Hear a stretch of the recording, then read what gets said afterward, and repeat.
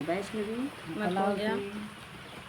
तो भैया आप सबका स्वागत है, वंदन है, अभिनंदन है कि बहुत प्यारा सा देवी पचरा गीत के साथ ही। और गीत कैसे लागे प्यारा सा कमेंट करके जरूर बताइए। कहना है कि पोखरा खाना ने भैरो भैया बीरा नमा हो कि वाही पोखराना हो कि वाही पोखराना शीतला करैया साननमा हो कि वही पोखराना मैया करैया साननमा हो कि वही पोखराना पोखरा की यारी यारी ललयाड़ा हुलावा हो कि वही तरवाना हो कि वही तरवाना खिलल ललयाड़ा हुलावा हो कि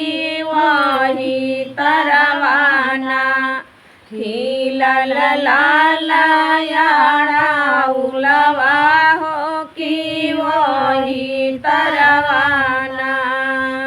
पोखरा नहाई मैया चुंदरी का चरली हो काचारी चुनरी ना हो काचारी चुनरी ना डरली आड़ा उलकै गछिया हो काचारी चुनरी ना डरली आड़ा उलके गछिया हो काचारी वरीना दक्षिण नागरिया से आए आकाश सुगना हो कि लाई उड़ैना देवी मैया के चुंदरिया हो कि लाई उड़ैना कि देवी मैया के चुंदरिया हो कि लाई उड़ैना शीतला मैया बाई की पोखरवा हो पोखरवा फिरवाना हो कि काऊ पहिरीना जय भैया अपने हो सासुरवा हो कि काऊ पहिरीना जय भैया अपने सासुरवा हो कि काऊ पहिरीना जय भैया अपने सासुरवा हो कि काऊ पहिरी घर से बाहर जाइले भैरो भैया हो कि काय बहिनी ना हो कि काय बहिनी ना बैठी कारा थुरु दनमा हो कि काय बहिनी ना बैठी कारा थुरु दनमा हो कि काय बहिनी ना कैलिया साना भैया कैलिया साना भैया भाई पोखरवा हो चुंदरिया डरलीना हो चुंदरिया डरलीना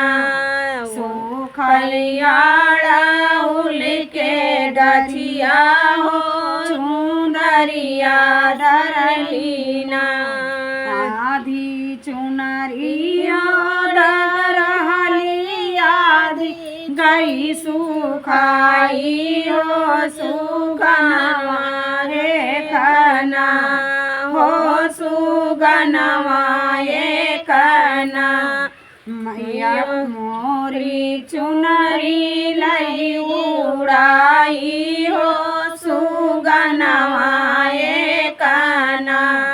चुनरी लई गले उड़ाई हो सुगनवा कना जाऊ तो हर चुनरी बहिनी खोजी लऊ भई हो की काऊ देबुना बहिनी हमाराई नमवा हो की काऊ देबुना बहिनी हमाराई नमवा हो की काऊ देबुना तोहरा के दिया भाई भैया मोतिया कई मलवा हो की भौजी दे भैना अपने लाल हो पाटोरवा हो की भौजी दे भैना दिया बैला हराई पाटोरवा हो भौजिया दे भैना की चोरवा चोरई आई बहिनी मोतिया कई मलवा हो की फाटी जई ना बहिनी लहराई पाटरवा हो की फाटी जई ना बहिनी लहराई पाटरवा हो की फाटी जई ना तो अरे हमारा के दिया तू बहिनी जा सकई मोटरिया हो जगता माईना तोहरा कर भाई गुड़ा गनवा हो जगत भर मैना तोहरा कर भाई गुड़ा गनवा हो जगत भर मैना दिया भाई भैरो भैया तू का जा सकई मोटरिया हो फांसाई सुगनाना लावा चुनर लाई आवा हो फांसाई सुगनाना हमारी चुनर लाई आवा हो फांसाई सुगनाना डारी डारी भैरो भैया खुशी लगा मई हो की पाते पाते ना हो की पाते पाते ना सुगना गारी ले लुकाई हो की पाते पाते ना सुगना गाई ले लुकाई हो की पाते पाते ना भैरो खुशी लगा मई हो की उड़ी के सुगनाना गईले ऊंचा रे गगनमा हो की उड़ी के सुगनाना